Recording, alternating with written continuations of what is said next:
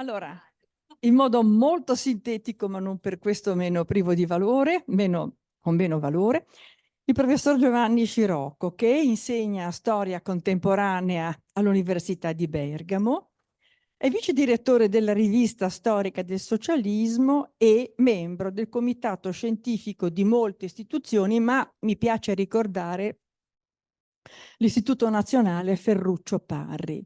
Tra le sue ultime produzioni scientifiche, quella del 22, il fascismo giorno per giorno, dalle origini alla marcia su Roma, nelle parole dei contemporanei.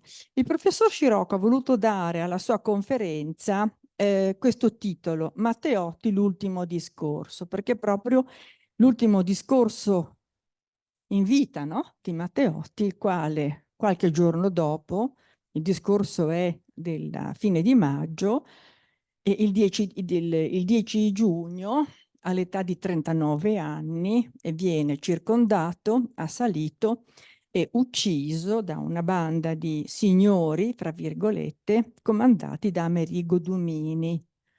E poi sappiamo quali sono le conseguenze ulteriori di questo intervento.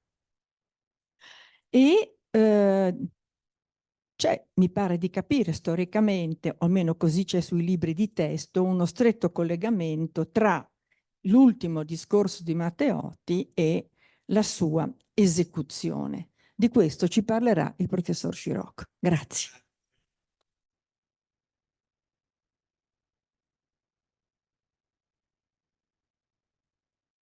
Adesso sì, adesso è così. Allora, grazie soprattutto per la pazienza. Io parlerò, diciamo, visto anche l'ora, ma insomma comunque non è un'ora impossibile, parlerò per circa mezz'ora. Se poi ci sono delle domande su alcuni punti che non sono chiare, dei dubbi, delle curiosità, ovviamente sono a vostra disposizione.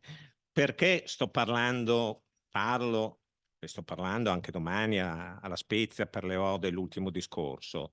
Perché, come penso poi apparirà dalle cose che vi dirò, riassume nei suoi antefatti e nelle sue conseguenze molto del significato dell'opera di Giacomo Matteotti. Gli ultimi mesi della breve vita, perché come è stato ricordato, quando fu ucciso Matteotti aveva 39 anni e 3 figli. Gli ultimi mesi della breve vita di Giacomo Matteotti furono particolarmente intensi e travagliati. Oltre alla campagna elettorale per le elezioni politiche che si tennero il 6 aprile 1924 e si votò, come sapete, con la legge Acerbo, che era stata approvata l'anno prima, e che era una legge ipermaggioritaria, perché prevedeva che la lista che fosse risultata vincitrice con almeno il 25% dei voti avrebbe ottenuto i 2/3 dei seggi. Matteotti dovette affrontare una pesante crisi di sfiducia nei confronti del proprio partito, il Partito Socialista Unitario, di cui era segretario dalla fondazione avvenuta nell'ottobre del 1922, pochi giorni prima della marcia su Roma. Quindi la sinistra, diciamo così, si presenta alle elezioni dell'aprile del 1924 spaccata in tre. Il Partito Comunista, nato nel gennaio 1921 dalla scissione di Livorno, il Partito Socialista Italiano, quello che era rimasto e che rimane nelle mani dei cosiddetti massimalisti, e tutta l'ala riformista, Matteotti, Turati, Treves, Modigliani, eccetera, eccetera, eccetera, che esce dal PSI per fondare il PSU appunto nell'ottobre del 1922. I motivi della crisi, di questa crisi personale, anche personale di Matteotti, sono evidenziati in una lettera a Turati del 19 marzo 1924, in cui sottolineava non solo la mancanza di progettualità del partito, ma soprattutto l'inazione del suo gruppo dirigente, di fronte alla quale non poteva che trarre delle amare conclusioni. Scriveva Matteotti a Turati: in tali condizioni io non posso continuare a fare il segretario del partito. Dirigere un esercito che continua a scappare è ridicolo.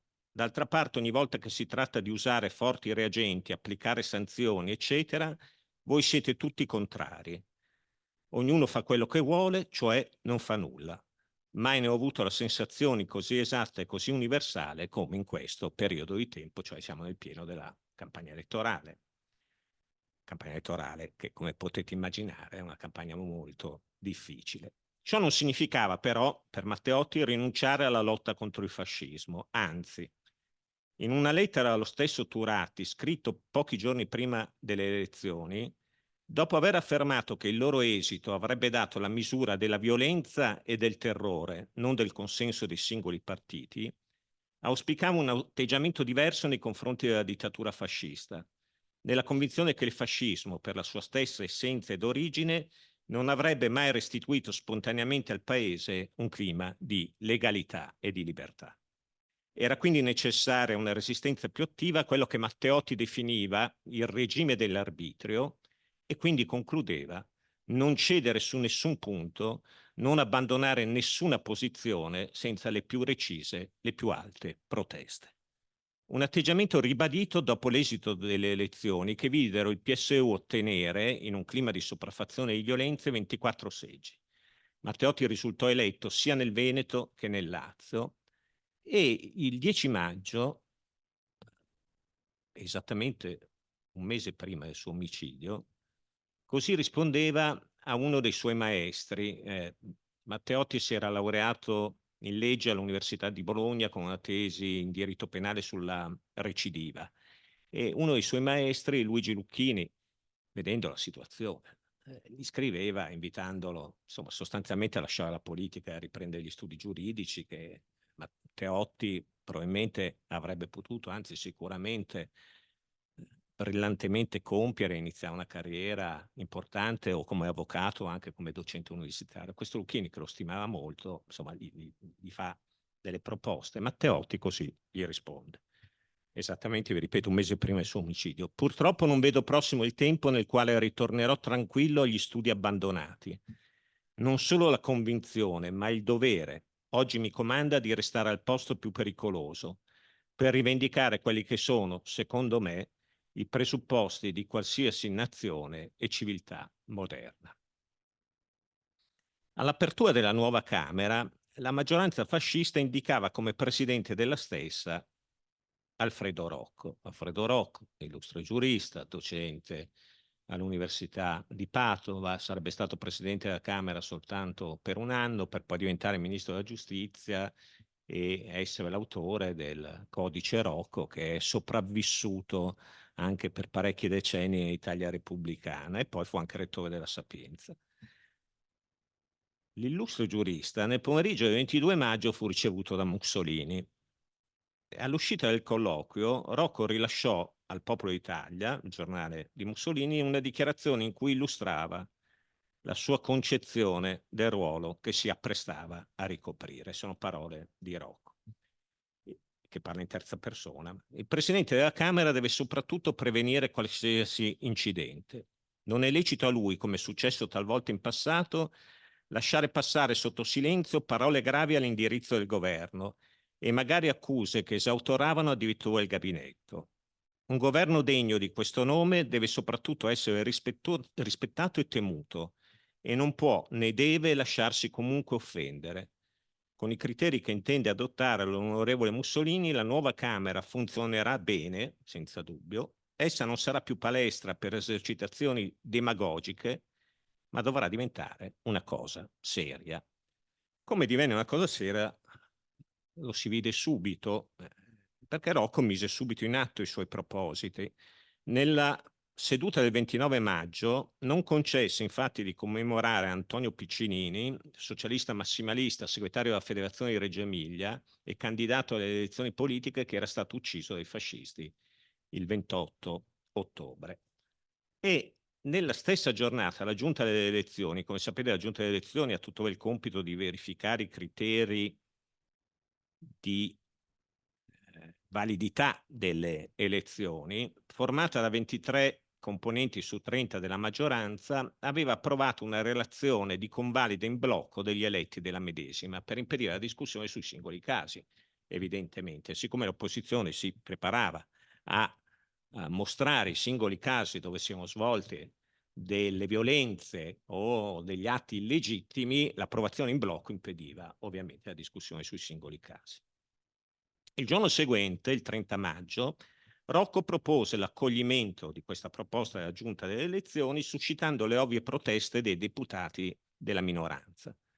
Intervenne per primo Enrico Presutti, che faceva parte del gruppo demoliberale di Giovanni Amendola, che era docente di diritto costituzionale all'Università di Napoli e nel 1931 fu uno dei pochi docenti universitari che rifiutarono di prestare giuramento al fascismo, che pose una serie di questioni procedurali proponendo la sospensione e il rinvio ad altra seduta della discussione. Ovviamente una richiesta che fu respinta e si aprì quindi la discussione nel merito e a quel punto si alzò a parlare Matteotti. Noi abbiamo diversi resoconti della seduta, come vedremo, gli atti parlamentari, i giornali e poi in tempo reale quello che scrive Filippo Turati alla sua compagna Anna Kulishov. Quando Turati era a Roma e la Kulishov era a Milano, i due si scrivevano in continuazione. Turati scappava dalla Camera per andare a imbucare l'ultima presa, che di solito era alle 20:30, e siccome le poste, allora non dirò i treni perché non è nella giornata, perché poi sembra che faccia l'apologeta, quando c'era lui i treni funzionavano bene, però le poste in effetti, perché lui scriveva la sera, la mattina a Kulishov leggeva e gli rispondeva, quindi abbiamo quasi uno scambio come se fossero delle mail sostanzialmente. Comunque, come scrisse Turati alla Kulishov alle 19:15 dello stesso giorno, relazionandola su quanto era accaduto, scrisse così: era il mio grande patema che la discussione sulle elezioni ci trovasse tutti impreparati, cogliendoci all'improvviso. Così fu infatti, ma Matteotti seppe improvvisare. In realtà Matteotti aveva già pubblicato Un anno di dominazione fascista, in cui aveva elencato tutte le violenze fasciste del 1923, aveva già preparato la riedizione, 1 anno e mezzo di dominazione fascista, che apparve postuma, quindi era preparato, come era sua consuetudine, perché Matteotti era uno che si preparava scientificamente su qualunque cosa dovesse affrontare, di cui dovesse parlare. Studiava come i nostri politici, studiava tutto con grande preparazione, studiava, ecco, già studiava. E scrive Turati: Matteotti seppe improvvisare e tener duro con tutta la vigoria della sua volontà e della sua invidiabile giovinezza, e le cose essenziali riesce a dirle, malgrado un baccano infernale che solo verso la fine si quietò per un ordine diramato dal capobanda. È inutile che vi dica chi era il capobanda. Da questo momento in poi Turati, come vedremo, non lo chiama più per nome, lo chiama soltanto capobanda. D'altra parte, come poi disse nel discorso del 3 gennaio 1925, se il fascismo è stata un'associazione dei delinqueri, io ne sono stato il capo, capobanda, perché il fascismo è stata un'associazione a delinquere. Allora, come scrisse lo stesso Matteotti sulla giustizia del 4 giugno, dal resoconto stenografico della seduta risultava che il testo del suo discorso occupasse poco più di 4 pagine del resoconto medesimo. Ciò equivale a un discorso che normalmente si pronuncia 4 pagine in 20-25 minuti. Se è durato 1 ora e mezzo, tutta la giunta è dunque dovuta alle interruzioni fasciste della maggioranza. E poiché nessuna parola del discorso esce fuori dal tema elettorale e non v'è contenuta alcuna aggettivazione al di fuori della schematica riproduzione dei fatti, è dimostrato che tutto il tumulto dipese dalla settarietà e dall'intolleranza della maggioranza. Nel suo intervento, di cui abbiamo testimonianza, come vi ho detto, oltre che negli atti parlamentari e nei giornali dell'epoca, nelle memorie di alcuni dei presenti, vi voglio solo citare, perdonerete poi quello che a un certo punto dirò, la testimonianza di Giorgio Amendola, figlio di Giovanni e futuro leader comunista, che nel 1979, in un convegno tenutosi a Urbino, poco prima della sua morte, così disse: avevo 17-18 anni e a scuola non ci andavo. Stavo sempre alla Camera, sentivo i discorsi dell'opposizione, tra cui quelli di suo padre, e ammirare il loro coraggio. Ricordo come parlò Matteotti malgrado un bombardamento continuo di ingiurie e di insulti. E ricordo anche di aver colto ad un certo punto uno scatto di Mussolini rivolto a un suo vicino. Non posso dire chi era, come a dirgli: basta, mi ha rotto i coglioni, bisogna fare qualche cosa.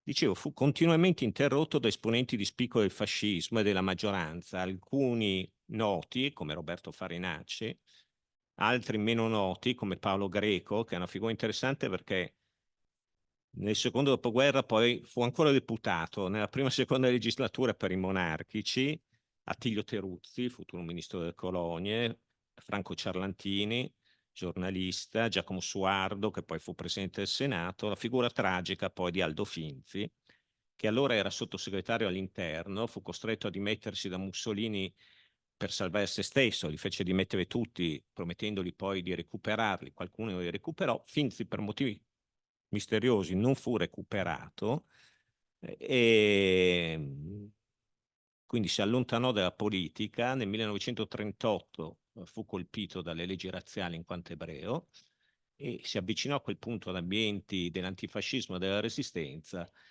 e fu arrestato ed è uno dei 335 uccisi nella rappresaglia delle Fosse Ardeatine, quindi come vedete è proprio una storia tragica nel suo compiersi. Dicevo, Matteotti in questo discorso denunciò attraverso la nuda e cruda esposizione dei fatti il clima di violenza in cui si era svolta la campagna elettorale, anche con la partecipazione della milizia fascista istituita l'anno prima e una serie di irregolarità avvenute durante il voto.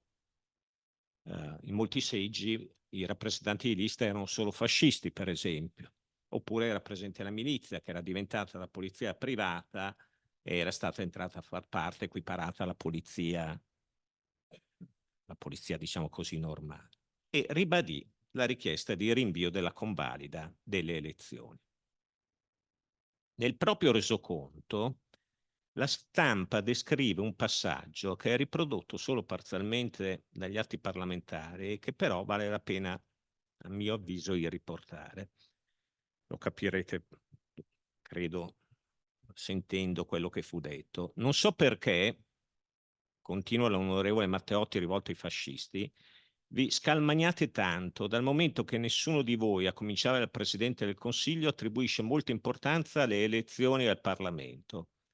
L'onorevole Mussolini più volte, del resto tutti i candidati fascisti nei vari comizi, hanno affermato che il governo avrebbe mantenuto il potere con la forza, anche se le elezioni non fossero state favorevoli. A quel punto il giornalista Stampa apre una parentesi e scrive: l'onorevole Mussolini con la testa fa replicati segni affermativi. I deputati fascisti applaudono calorosamente al cenno del Presidente del Consiglio. Chiusa parentesi. Cessato l'applauso, l'onorevole Matteotti riprende: questo applauso è la dimostrazione esatta del mio ragionamento. Voi, deputati della maggioranza, in questo momento confessate che nessun elettore italiano si è trovato libero di fronte alle urne. L'elettore sapeva che, se avesse votato contro, il suo voto sarebbe stato annullato. Ciò non sarebbe avvenuto se qualsiasi cittadino fosse stato libero. E a questo punto un deputato, la Stampa scrive fascista, scrive Cuttini, in realtà si chiamava Cucini, era un ex sindacalista rivoluzionario, interventista e poi aderente al fascismo, interrompe Matteotti gridandogli: non parlare tu che non sei italiano. E Matteotti risponde: per ora siamo tutti italiani. E Farinacci: no, lei non è italiano. Ecco, siccome è una retorica che ogni tanto mi sembra che riappaia nei confronti di chiunque osi, come dire, disturbare il manovratore, o se si preferisce la manovratrice, non sei italiano, sei anti-italiano, non fai l'interesse d'Italia, come se, come dire, il monopolio degli interessi nazionali e la concezione della nazione fossero gli stessi. Si possono avere anche differenti, come dire, concezioni dell'interesse nazionale, insomma, direi.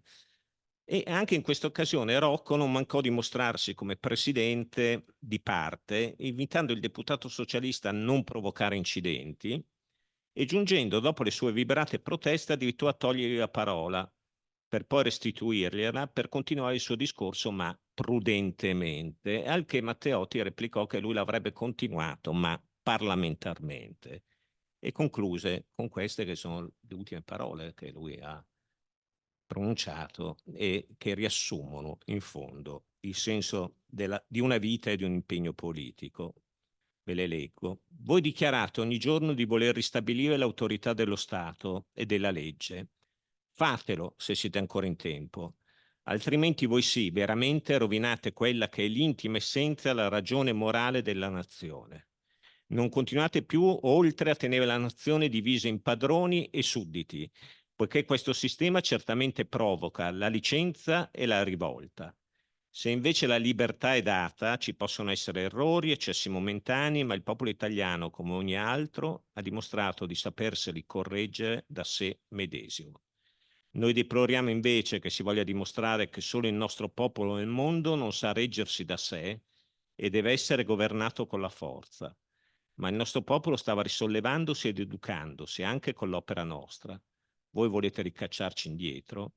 Noi difendiamo la libera sovranità del popolo italiano al quale mandiamo il più alto saluto e crediamo di rivendicarne la dignità, domandando il rinvio delle elezioni inficiate dalla violenza alla giunta delle elezioni. La tempestosa seduta non era però conclusa.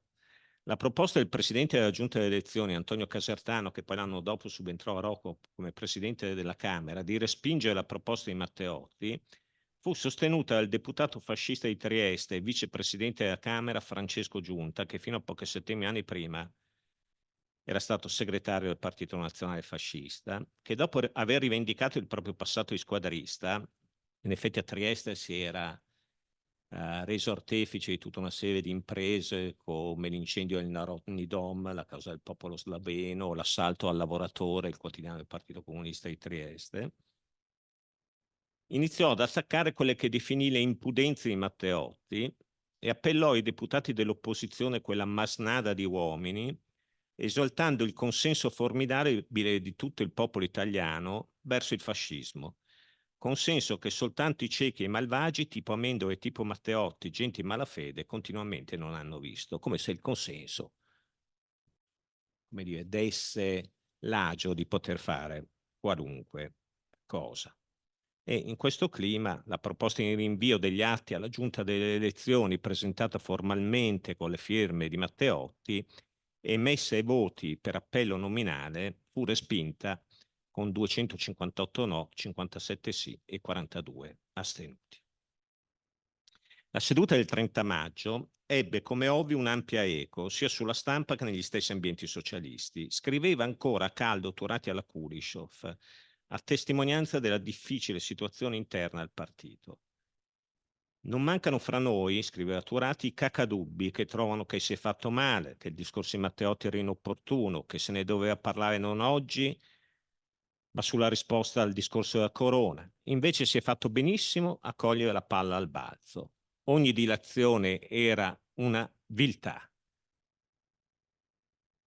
Al che la Kulishov rispose, sempre a stretto giro di posta, Matteotti con coraggio e sangue freddo ammirabili servì da scintilla e l'atto d'accusa per invalidare tutte le elezioni politiche tanto da noi auspicato fu esteso dall'alta tribuna della Camera, ciò che avrà probabilmente anche qualche eco all'estero. Il frastuono infernale e i pugilati suscitano un profondo disgusto e mortificano anche alla sola lettura dei fattacci, ma è meglio ancora la bufera anziché la tranquillità delle acque putride stagnanti. Ma soprattutto il discorso del 30 maggio accelerò ulteriormente i tempi dell'operazione quasi sicuramente decisa da tempo, volta a eliminare dalla scena politica Matteotti. Ora qui c'è tutta un'ampia discussione sui moventi dell'omicidio di Matteotti che tento di riassumere brevemente e se poi ci sono ulteriori curiosità, magari con le domande possiamo tentare di chiarirle. Matteotti era un uomo odiato da almeno una decina d'anni ed era odiato ancor prima del suo ruolo nazionale perché era stato un fervente pacifista, antimilitarista e anti-interventista. Era odiato perché era figlio di una famiglia di ricchi proprietari terrieri, ma si era schierato con i contadini e quindi era visto dagli agrari del Polesine come un traditore della classe a cui apparteneva. In Polesine lui era stato aggredito selvaggiamente nel 1921 e da quel momento in poi non poteva più tornare. Già da parecchi mesi cambiava alloggio spesso di notte in notte quando andava in giro.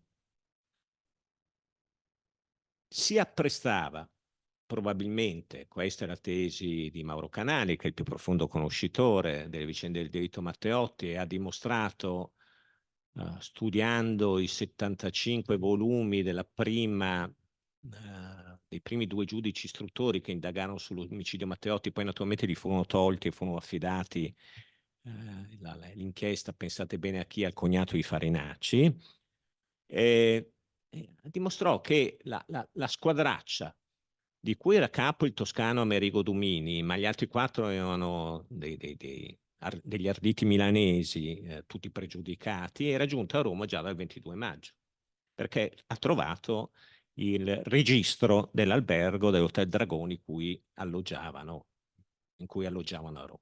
Quindi l'operazione era già il che non era già preparata da tempo, il che non vuol dire certamente sminuire l'altissimo valore del suo discorso del 30 maggio. Quella è stata probabilmente la goccia che ha fatto traboccare il vaso, perché vi ripeto, Matteotti si apprestava a denunciare questa vicenda di corruzione di cui lui aveva trovato i documenti, gli erano stati forniti i documenti a Londra da alcuni esponenti del Partito Laburista inglese. La corruzione era per la concessione di una petrolifera in Lucania per una compagnia americana, la Sinclair, e probabilmente in questa vicenda era coinvolto Arnaldo Mussolini, fratello di Benito, direttore del Popolo d'Italia, e suo uomo, diciamo così, di mano, insomma, per tutta una serie di operazioni finanziarie spregiudicate. Si apprestava poi.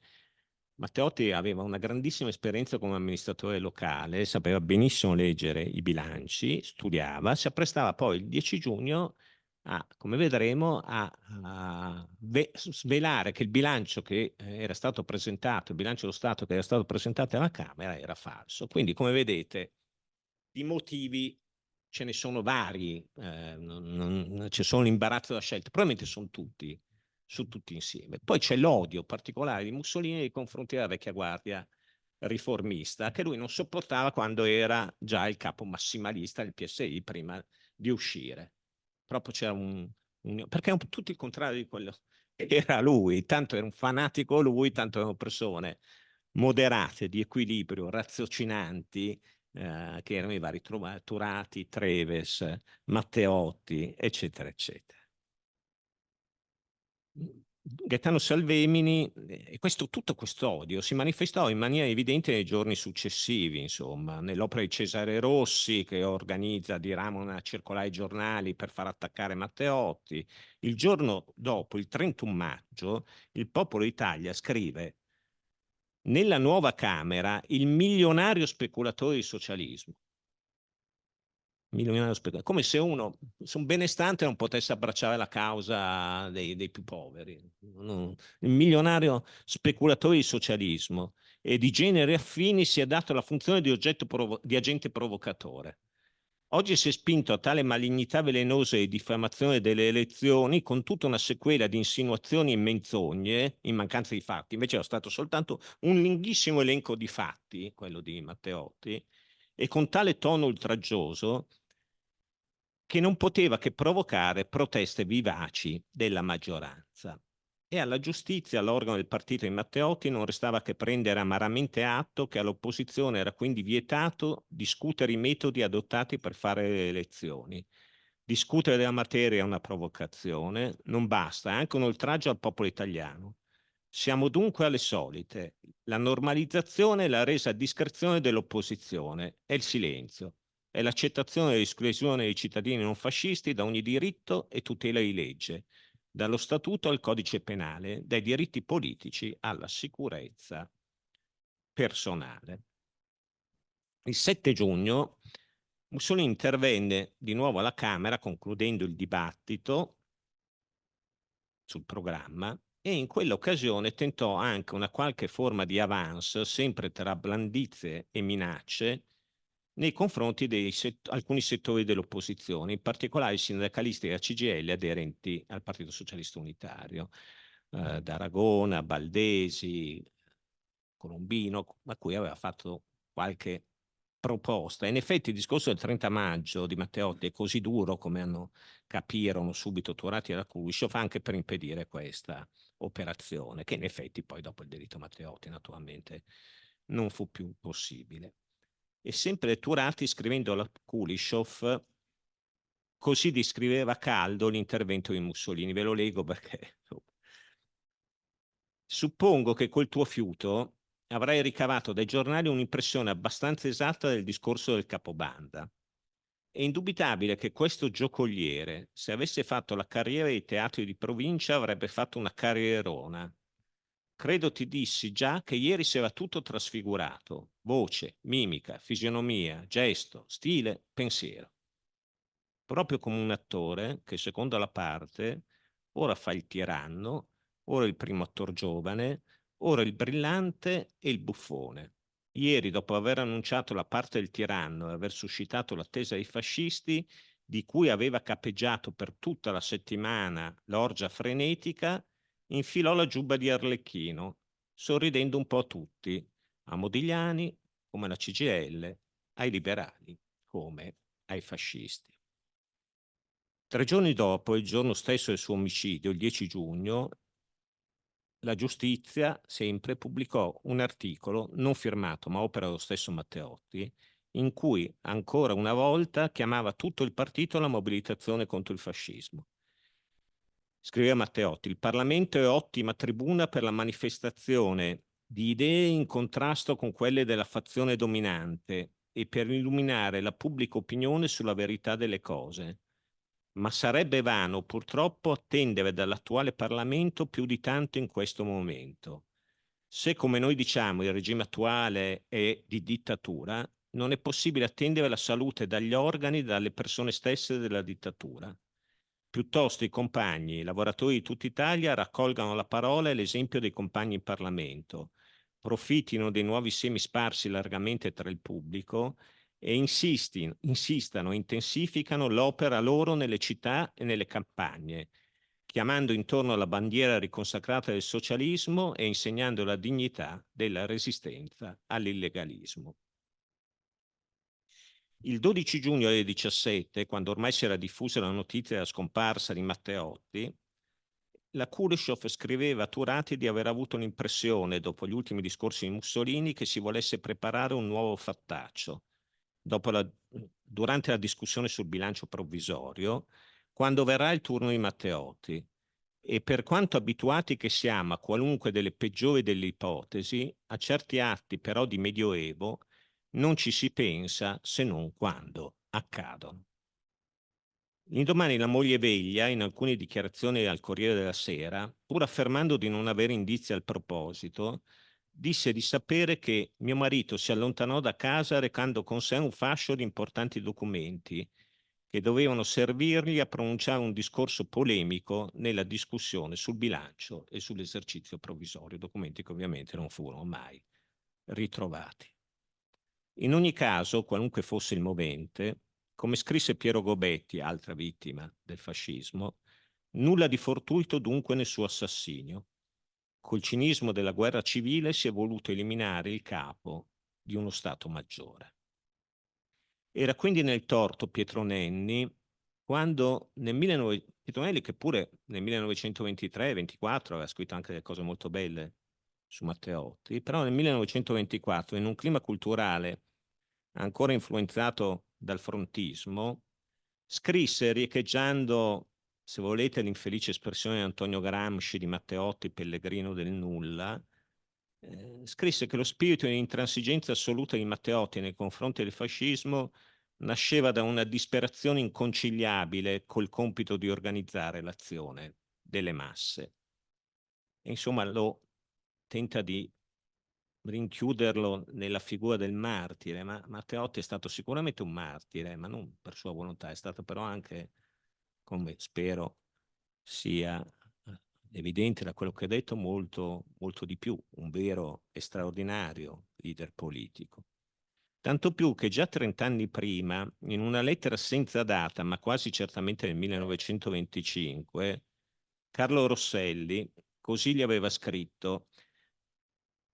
I due facevano in quel periodo la rivista Quarto Stato, che fu uno degli ultimi tentativi di resistere al fascismo prima delle leggi eccezionali che poi misero fuori legge tutti i partiti e tutti i giornali d'opposizione. Rosselli così gli aveva scritto, delineando con esattezza il significato storico e politico dell'opera di Matteotti. Badiamo bene di non fare anche noi della retorica su Matteotti. Matteotti non voleva e non cercava la morte, volle e cercò la lotta, volle e cercò i posti di responsabilità nelle ore più dure, seppe vincere tutti i giorni e perdere tutti i giorni la sua piccola battaglia. Io ammiro in lui la fede di tutte le ore, la tenacia, la costanza, l'ottimismo contagioso, il volontarismo. Il resto è leggenda per il popolino. Il resto vale poco, vale niente, anzi, in questa ora. Esattamente 12 anni dopo, il 9 giugno del 1937, anche Carlo Nosselli e suo fratello Nello furono uccisi dalla stessa mano fascista che aveva ucciso Giacomo Matteotti.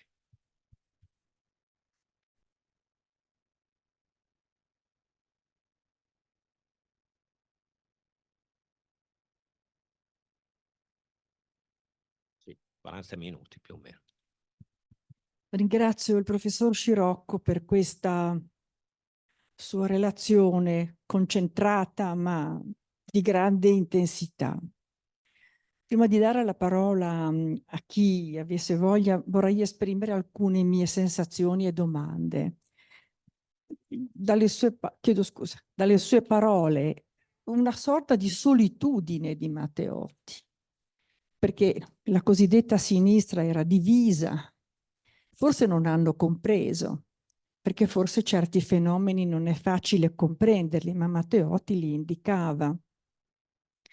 L'altra domanda è come mai c'era questa così scarsa comprensione di quello che stava avvenendo? Come mai non si comprende che c'è un cambio di passo nel momento in cui la cosiddetta marcia su Roma riceve dal re poi, no? Di mandare Mussolini al governo? Che cosa succede? Domanda numero 3. Può avere pesato il cosiddetto biennio rosso? Perché nel discorso che Matteotti fa e nelle osservazioni che continuamente gli fanno gli avversari, no? Irridono a una serie di cosiddetti disordini del biennio rosso. E quindi questa è proprio un elemento che andrebbe poi chiarito. È vero che Gramsci lo ha chiamato pellegrino del nulla, però a sua volta poi, tra virgolette, diventa anch'egli un martire di tutto ciò.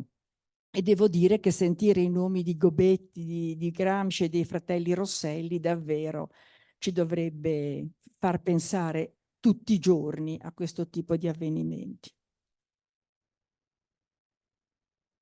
Sono degli interventi? Chiedo scusa.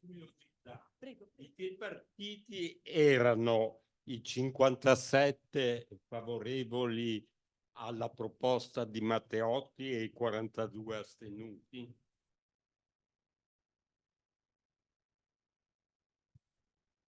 Ma solito. Qualche altra domanda? Prego. Hai fatto riferimento anche tu alla frase di Gramsci. In che cosa si inquadra questa frase? Cioè perché Gramsci fa questa affermazione? Grazie. Prego. La famiglia dopo la morte di Matteotti è stata rappresaliata. Ecco. Antonio, tu vuoi chiedere? Sì, facciamo tutte le domande così un'unica risposta. È una Grazie. controrelazione, ma è giusto, perché non Complimenti ho potuto per... dire tutto, quindi è giusto. No, sulla questione che è emersa, che uno dei motivi dell'attacco e quindi della morte di Matteotti sia stato l'aver scoperto che ci fosse una trattativa in corso con una società inglese per avere, io avevo capito, una Una società esclusiva americana, infatti i documenti glieli passano gli inglesi, a Sinclair alla è società americana, americana. infatti glieli passano gli inglesi. Ma poi mi sorprende il fatto che ha detto in Lucania e non in Valle Padana, però qui è una Ma domanda... invece in Lucania ancora il petrolio c'è. Sì, ma ce n'è poco, è poco finito. No, Pensavano. adesso no, è solo è una curiosità, però questo è stato uno dei motivi, proprio questo specifico su cui era documentato. Grazie. Riferisco a distanza che qualche tempo fa, quando il professor Vinci Guerra, un giurista torinese, è venuto qui a fare una bella conferenza e chiacchierando gli ho detto che lei sarebbe venuto a parlare di Matteotti, mi ha detto Matteotti era un finissimo giurista, bisognerebbe parlare anche di quello, perché di solito questo componente viene poco esaminata. Tutto qui. Bene. Dunque sono 3, 6, 8, sono contate giuste. Sì, sì. Rispondo per punti, spero di rispondere a tutti. Allora, sì, Matteotti era un uomo solo, è vero. Era un uomo solo per vari motivi, insomma, un po' perché spiccava, forse rispetto al resto dell'ambiente politico, anche del suo stesso partito, come abbiamo visto, spiccava per doti di intelligenza e di coraggio, evidentemente. Insomma, come dice Manzoni, il coraggio, se uno non ce l'ha, non se lo può dare. Nelle lettere che vi ho letto di Turati a Kulishov, questo, e nella stessa prima lettera che vi ho letto di Matteotti a Turati in campagna elettorale, dice: ma io qui non c'è nessuno, devo fare tutto io, non è che posso continuare così, insomma. Quindi è un partito poi nato l'ennesima scissione, insomma c'è una vecchia battuta dei socialisti che quando si fa una scissione poi si fa subito un partito unitario, ecco, ma è un piccolo partito i cui leader Turati, Treves, Modigliani erano i signori illustri, ma erano signori anziani, stanchi. Rosselli poi a un certo punto lo scrive, Rosselli che pure aderisce al Partito Socialista Unitario in reazione, però, e che ammirava tantissimo Turati, però glielo scrive, insomma, gli rimprovera di non aver condotto un'opposizione come quella di Matteotti al fascismo. Insomma, i motivi sono tanti della solitudine. Considerate che da 2 anni c'era, da più di 2 anni, un clima di terrore, insomma. Il terrore non solo fascista, ma dal 22 anche tutto l'apparato dello Stato. Ci sono un'infinità di episodi dove questi ne fanno di tutti i colori e le guardie stanno a guardare, insomma. Il clima è quello, non è che in un clima del genere spuntano gli eroi come i funghi. Detto questo, come scrive la Kulishov in un'altra lettera che vi ho letto, insomma, l'assassinio di un deputato, di un segretario del partito, dice certi atti in Medioevo uno non ci crede se non li ha visti. Se non li ha visti. C'è poi tutta la connivenza degli apparati dello Stato a partire dal re, che anche perché poi si apre tutta la parentesi dell'Aventino, dove tutti stanno, perché il vero leader dell'Aventino è Giovanni Amendola, quindi un liberale costituzionale che evidentemente non avrebbe mai fatto una mossa contro il re ed è convinto che il re prima o poi farà una mossa e questa mossa non arriverà mai.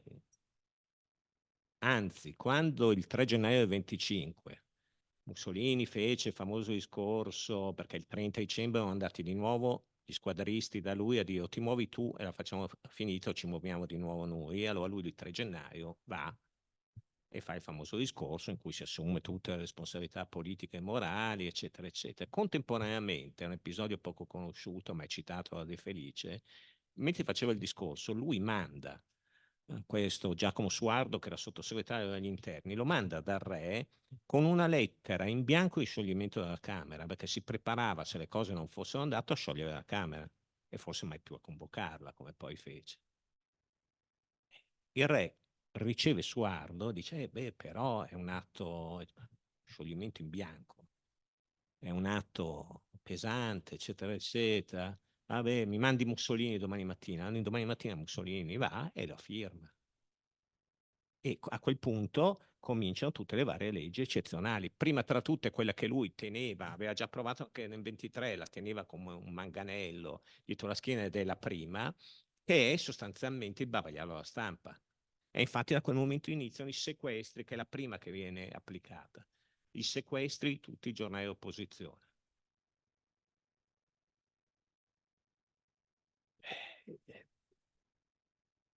Certo, il biennio rosso, la scissione, il biennio rosso che vuol dire la reazione alla rivoluzione bolscevica, le conseguenze della rivoluzione bolscevica, la scissione di Livorno.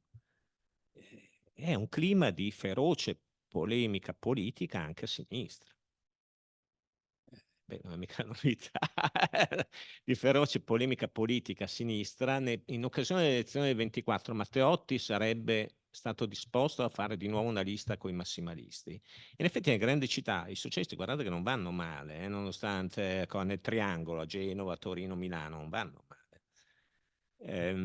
Però il Partito Comunista gli scrive una lettera e lui respinge decisamente. Respinge decisamente perché dice: noi non abbiamo la stessa idea sul modello bolscevico e sull'uso della violenza e quindi non possiamo andare d'accordo. E il pellegrino del nulla di Gramsci si spiega così: non è l'attacco personale, poi il Gramsci del 24 non è il Gramsci del Tesilione, del 26 non è il Gramsci del Quaderni del Carcere.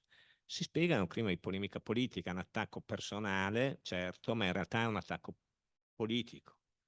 È il pellegrino, è leader di un partito che non andava da nessuna parte perché la storia sta dalla nostra parte, sta dalla parte dei comunisti, eccetera, eccetera, eccetera. E questo è questa cosa. La storia poi sarebbe, ahimè, per lo stesso Gramsci andata diversamente. È curioso che Nenni nel 54, ma vi ripeto, è il clima ancora il frontismo, ripeta. Nenni che insomma sapeva il 23-24 era il leader dei massimalisti, eccetera, eccetera, sapeva bene come andare, però nel 54 è ancora influenzato dal clima del frontismo e di fatto, con altre parole, ripete la formula gramsciana. Sicuramente nel 57 non l'avrebbe ripetuta.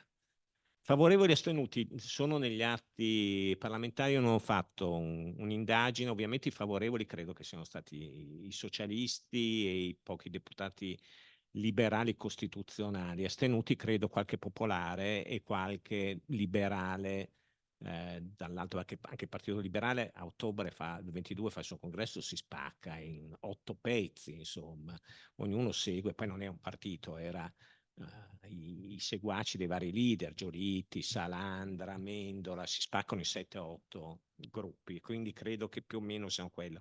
Però se lei va, gli atti parlamentari sono disponibili online, se va a vedere i nomi, perché credo che siano per chiamata nominale, ci sono e si può, le confesso che non ho fatto, ma credo che sia così.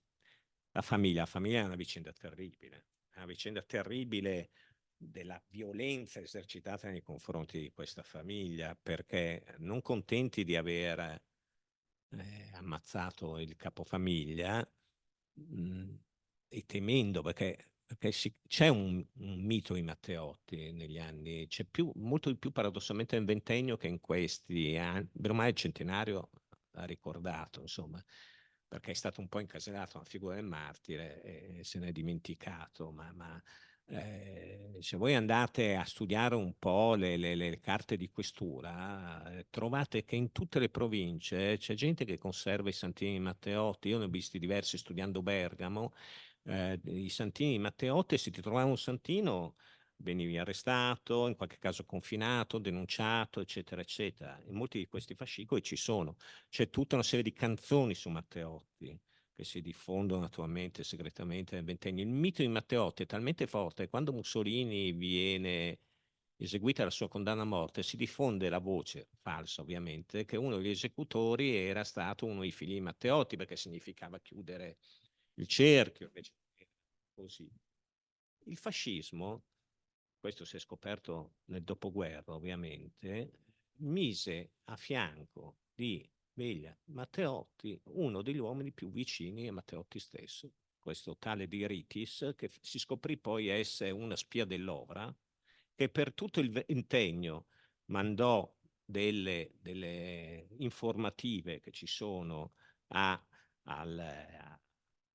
polizia segreta, e non solo. Veglia era una donna intelligente, colta, ma non si era mai occupata delle questioni di famiglia, cresceva i figli.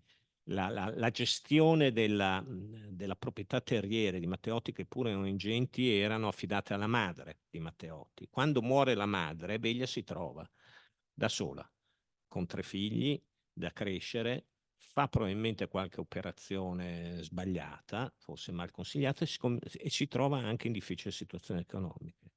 E allora De Ritis, questa spia del regime, si avvicina e dice: ma però forse Mussolini non è così, eccetera, eccetera, e gli fa prestare i soldi al regime. E così fu ricattata fino all'ultimo. E questo spiega perché anche nel 1946 la famiglia non si presentò parte civile, perché quando si videro che questo, i figli ne ebbero uno shock, perché fu lui che poi allevò, di fatto era come un secondo padre, gli zii e lui. Capite la violenza terribile? Da sé pensiero, una violenza terribile a tutti i livelli, per 20 anni nei confronti di questa famiglia, come fu nei confronti della famiglia Rosselli, la stessa cosa. E in effetti poi questi figli e nipoti ne hanno subito le conseguenze, per tutta la loro vita hanno subito le conseguenze di questa violenza terribile, terribile esercitata. Sinclair, la Val d'Agri, si pensava che ci fosse il petrolio, infatti adesso ancora un po' di petrolio c'è in Val d'Agri, si pensava. Allora questi avevano ottenuto la concessione, i laburisti inglesi danno queste carte perché è una americana, poi esce, perché esce lo scandalo, tutto sommato esce, allora non la fanno questa concessione, però era in ballo, insomma. E giurista, indubbiamente, come ho detto, era avviato una carriera universitaria. Lucchini, come ha visto, lo scrive. C'è un libro che è appena uscito di un ordinario di diritto tributario di Bologna che si chiama Tundo, che presenteremo a Milano il 17 alla Casa della Memoria, che su tutta le proposte di riforma tributaria di Matteotti, perché a un certo punto si era messo a studiare la fiscalità, il diritto tributario, che non era suo perché lui è un penalista, però da amministratore, quando comincia amministratore, si comincia a studiarlo anche per tutto il problema dei tributi locali. E questo Tundo, che ripeto, un diretto, dice, e in effetti a leggerlo è impressionante, perché lui propone, tra l'altro, con una chiarezza di razionalizzare il tutto.